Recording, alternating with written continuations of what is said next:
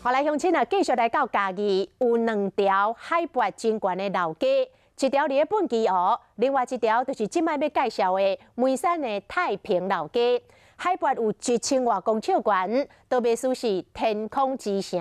虽然无大，但是已经有200多年的历史了，保留着清朝时代的红砖啊、茶汤干、拿擦。嘛因为早期是山产的集散地，所以嘛来保留袂少古早味的好食面。外看太平山甲高山之间，太平分水顶面会当看到夕阳，也有云海。行完这座吊桥，直通梅山的太平老街。这个特色之一就是个建筑，经过200多年历史，上有特色就是这窗仔是插架啊。有的是用弧面的，有的是用上下拉动的，有的是用各种不同形态的装置，所以说这个是传统的工艺。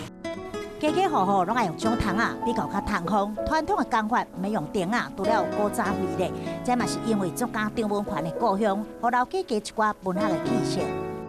这间店哦，是文学家张文环的故居，因的家族伫遮经营这个柑仔店，有70几档，这柑仔店啊从来没有间断。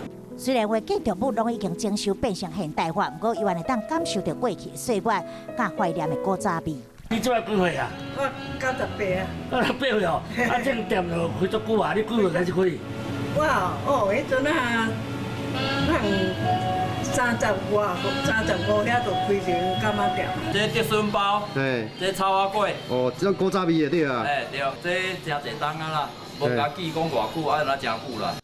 朴实迷人的太平老街有丰富的人文以及在地感情，不妨行一逝，感受海拔1060公尺天空之城的魅力。